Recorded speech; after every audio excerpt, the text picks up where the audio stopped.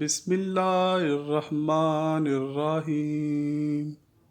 یزید کے بعد دوسرا بڑا بدبخت جو کربلا کے واقعے کا اہم کردار تھا، اس کا نام عبید اللہ ابن زیاد تھا۔ یہ ایسا بدبخت تھا کہ جس کے باپ یعنی زیاد کا لوگ ابن مرجانہ کہہ کر پکارتے تھے، کیونکہ زیاد کی والدہ نے زنا کیا تھا جس سے زیاد پیدا ہوا۔ زیاد اموی حکومت میں اعلیٰ عہدیدار تھا، جس کی وجہ سے اس کا بیٹا عبید اللہ ابن زیاد بھی شروع سے ہی اموی حکومت کا آنکھ کا تارا رہا۔ عبید اللہ ابن زیاد ایک بے رحم، بے باک اور سخت مزاج انسان تھا۔ زیاد کے مرنے کے بعد اس کے بیٹے عبید اللہ ابن زیاد کو خراسان کا والی مقرر کیا گیا، جہاں پر اس کا سیاسی دور عروج پر پہنچا۔ ایران کے شمال مشرقی علاقے میں فتوحات میں اس کا اہم کردار تھا۔ اس نے بخارا میں فتح حاصل کی، جبکہ 57 ہجری میں عبید اللہ ابن زیاد کو بصرہ کا والی مقرر کیا گیا۔ 58 ہجری میں بصرہ میں ہونے والی بغاوتوں کا عبید اللہ ابن زیاد نے خاتمہ کیا اور بہت سے خوارج کو قتل کیا۔ سن 60 ہجری میں جب حضرت مسلم بن عقیل نواسہ رسول صلی اللہ علیہ وآلہ وسلم کے سفیر بن کر کوفہ گئے تو یزید نے عبید اللہ ابن زیاد کی بغاوتوں کو کچلنے کی مہارت دے کر اسے بصرہ کے ساتھ ساتھ کوفہ کا والی بھی مقرر کر دیا۔ 60 ہجری کے اختتام پر جب کوفہ والے نواسہ رسول حضرت امام حسین رضی اللہ تعالی عنہ کی آمد کے منتظر تھے تو عبید اللہ ابن زیاد اپنا چہرہ چھپائے کوفے میں داخل ہوا، جسے لوگوں نے سمجھا کہ امام عالی مقام آئے ہیں، لیکن یہ عبید اللہ ابن زیاد تھا، جس کا پہلا ہدف حضرت مسلم بن عقیل تھے۔ چنانچہ اس نے لوگوں کو ڈرایا دھمکایا اور بتایا کہ میرے پیچھے ہی شامی فوج آ رہی ہے جو کوفے کی اینٹ سے اینٹ بجا دے گی۔ اس کی چال بازیاں اس کے کام آئیں اور بالآخر اس نے دھوکے سے حضرت مسلم بن عقیل کو بے دردی سے شہید کر دیا اور ان کا سر بطور تحفہ یزید کے پاس شام بھجوا دیا۔ کوفیوں پر ان کے نئے والی عبید اللہ ابن زیاد کی داغ بیٹھ گئی۔ اس کے بعد عبید اللہ کو جب پتہ چلا کہ نواسہ رسول صلی اللہ علیہ وآلہ وسلم کوفے کی جانب رواں دواں ہیں تو اس نے حر بن یزید کو سپاہی دے کر ان کا راستہ روکنے کے لیے بھیج دیا اور اس کو حکم دیا کہ ان کو کسی ایسی جگہ پڑاؤ ڈالنے پر مجبور کرے جہاں پانی قریب نہ ہو۔ اس کے بعد عمر بن سعد کو ایک جلی لشکر دے کر حضرت امام حسین رضی اللہ تعالی عنہ کی طرف روانہ کیا۔ عمر بن سعد کوفی فوج کا کربلا میں سپہ سالار تھا، جو کہ خون ریزی سے بچنے اور پرامن راہ کے حل کے در پہ تھا۔ ادھر کوفہ کے گورنر عبید اللہ ابن زیاد کو شمر نے جنگ کے لیے اکسایا اور بالآخر 9 محرم 61 ہجری کو ابن زیاد نے شمر کو 4000 سپاہی دے کر کربلا بھیج دیا۔ ساتھ ہی ایک دھمکی امیز خط بھی تھا: عمر بن سعد، اگر تم حسین سے بیعت لے لو تو کوفہ روانہ کر دینا، نہیں تو ان سے جنگ کرو۔ اگر تم جنگ کے لیے راضی نہیں ہو تو کمان شمر کے حوالے کر دو۔ چنانچہ عبید اللہ بن زیاد کے حکم کے مطابق کربلا کا پرسوز واقعہ وقوع پذیر ہوا اور خاندان اہل بیت کو قیدی بنا کر اور 72 سروں کو نیزوں پر ڈال کر فوج کوفہ ابن زیاد کے دربار پہنچ گئی۔ اہل بیت پیغمبر کو اسیری کی حالت میں کوفہ لانا ایسے واقعات میں سے ہے جسے تاریخی حدیث کے کتب میں ذکر کیا گیا ہے۔ ان واقعات میں سے عبید اللہ کی حضرت زینب سے گفتگو اور آپ کے دیے جانے والے جوابات بھی تاریخی اور دوسرے منابع میں مذکور ہے۔ حضرت زینب اور عبید اللہ کی باہمی گفتگو دربار میں موجود حاضرین پر نہایت اثر انداز ہوئی۔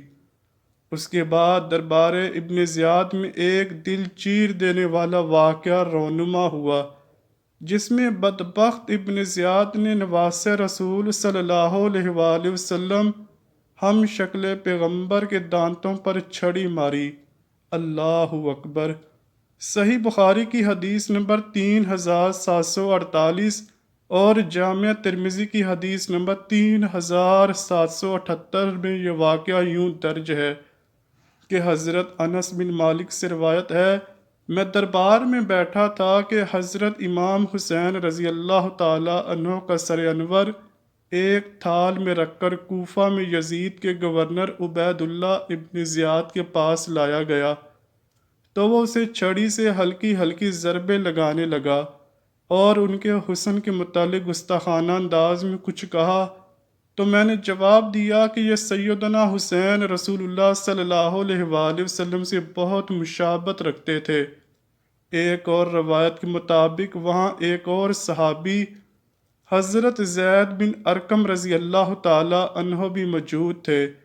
اس لیے جب ابن زیاد نے حضرت امام حسین رضی اللہ تعالی عنہ کے ناک میں چھڑی چڑھائی اور آپ کے مبارک لبوں اور دانتوں پر ضرب ماری، تو حضرت زید بن ارقم رضی اللہ تعالی عنہ رونے لگے اور کہنے لگے، اس چھڑی کو ان ہونٹوں سے اٹھا لو۔ خدا کی قسم میں نے کئی مرتبہ ان ہونٹوں پر رسول اللہ صلی اللہ علیہ وآلہ وسلم کو بوسے دیتے ہوئے دیکھا ہے۔ ابن زیاد یہ سن کر حضرت زید بن ارقم رضی اللہ تعالی عنہ پر چلایا اور کہنے لگا، بوڑھے تمہاری عقل زائل ہے، نکل جاؤ دربار سے ورنہ میں تمہاری گردن اڑا دوں گا۔ چنانچہ واقعہ کربلا کے بعد یزید کی حکومت تک عبید اللہ ابن زیاد بصرہ اور کوفہ کا گورنر رہا۔ 3 سال بعد جب یزید کی موت ہوئی تو عبید اللہ ابن زیاد نے بصرہ اور کوفیوں سے مطالبہ کیا کہ جب تک یزید کے جانشین کا فیصلہ نہ ہو جائے تم لوگ میری بیعت کر لو۔ بصرہ کے لوگوں نے بیعت کر لی لیکن کوفہ والوں نے تب بیعت نہ کی۔ پھر ابن زیاد مروان کے لوگوں سے بیعت لینے کی غرض سے دمشق کی مہم پر چلا گیا۔ وہاں پر ابن زیاد نے مروانیوں کی سربراہی کرتے ہوئے ضحاک بن قیس کو شکست دی۔ چنانچہ مروان کی حکومت قائم ہوئی تو ابن زیاد دمشق میں ہی رہا۔ مروان کی حکومت میں ہی سلیمان بن سرد خزائی نے توابین قائم کیا، جو کہ کوفے کے توبہ کرنے والوں پر مشتمل تھا، جو نواس رسول حضرت امام حسین رضی اللہ تعالی عنہ کی شہادت کا بدلہ لینا چاہتے تھے۔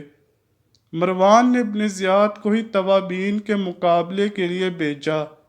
65 قمری میں مروان کی موت واقع ہوئی، لیکن ابن زیاد نے پیش قدمی جاری رکھی اور عین الوردہ کے مقام پر توابین کو اس نے شکست دے دی۔ اس کے بعد ابن زیاد جزیرہ کے شہروں کو ماتحت لانے کے لیے مشہور ہو گیا۔ پھر اس نے مختار عاملین کے تابع موصل پر حملہ کیا۔ مختار کے طرفدار تکریت میں عقد نشینی اختیار کی اور مختار بن ثقفی کو اس حملے سے آگاہ کیا۔ مختار ثقفی نے اپنی سپاہ بھیجی جس نے ابن زیاد کی بھیجی ہوئی فوج کو شکست سے دوچار کیا۔ مختار ثقفی وہ شخص تھے جنہوں نے قسم کھائی تھی کہ جب تک واقعہ کربلا میں ملوث سب گنہگاروں کو موت کے گھاٹ نہ اتار دوں تب تک چین سے نہ بیٹھوں گا۔ چنانچہ مختار ثقفی کے لشکر کی کامیابی کے بعد ابن زیاد نے بدلہ لینے کے لیے ان پر حملہ کیا، جبکہ اس بار مختار ثقفی نے ابن زیاد کے مقابلے کے لیے ابراہیم بن مالک اشترا کو بھیجا۔ چنانچہ دریائے خازر کے ساحل کے نزدیک موصل سے 5 فرسخ کے فاصلے پر عراقیوں اور شامیوں کی بہت بڑی جنگ ہوئی، جس میں محرم 67 ہجری کو ابن زیاد نے شکست کھائی۔ جہاں پر ابن زیاد کا قتل ہوا۔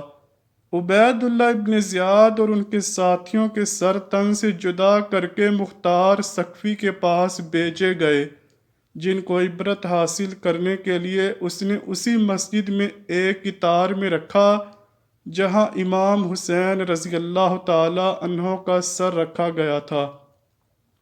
اب یہاں ابن زیاد کے سر کے ساتھ ایک نہایت غیر معمولی واقعہ پیش آتا ہے، جس کو سن کر آج بھی دشمنان اہل بیت کانپ اٹھتے ہیں۔ یہ واقعہ جامع ترمذی میں 3780 پر درج ہے۔ حضرت عمارہ بن عمیر تابعی فرماتے ہیں کہ جب مختار ثقفی کی فوج کی جانب سے جنگ کے بعد یزید کے عراقی گورنر عبید اللہ ابن زیاد اور اس کے ساتھیوں کے سر کاٹ کر لائے گئے تو ان سروں کو ایک قطار میں مسجد میں لوگوں کی عبرت کے لیے رکھ دیا گیا۔ حضرت عمارہ فرماتے ہیں کہ جب مسجد میں پہنچا تو لوگ کسی خوفناک شے کو دیکھ کر کہہ رہے تھے، وہ آیا، وہ آیا۔ اچانک میں نے دیکھا کہ ایک سانپ جو سروں کے درمیان سے گزرتا ہوا عبید اللہ ابن زیاد کے نتنوں میں گھس گیا اور تھوڑی دیر اس کے سر میں رکا، پھر منہ سے نکل کر غائب ہو گیا۔ کچھ دیر بعد دوبارہ شور برپا ہوا، وہ آیا، وہ آیا۔ حضرت عمارہ فرماتے ہیں کہ اس طرح اس سانپ نے 2-3 مرتبہ یہ عمل دہرایا۔ اے اللہ پاک، ہم سے اہل بیت کے بغض کو اور اہل بیت کا بغض رکھنے والوں کو ہمیشہ ہمیشہ کے لیے دور فرما دے۔ ہم نبی آخر الزمان حضرت محمد صلی اللہ علیہ وآلہ وسلم اور ان کی پاک آل پر جان نثار کرنے والے بن جائیں۔ کمنٹ سیکشن میں آمین لکھنا مت بھولیے گا، نہ جانے کس کی آمین قبول ہو اور ہمیں پاک اہل بیت کی نوکری مل جائے۔ امید کرتا ہوں کہ آپ کو ویڈیو ضرور پسند آئی ہوگی۔ اگر ویڈیو پسند آئی ہے تو ویڈیو کو لائک کیجئے، شیئر کیجئے اور چینل کو لازمی سبسکرائب کیجئے۔ ملتے ہیں اگلی ویڈیو میں، تب تک کے لیے اللہ حافظ۔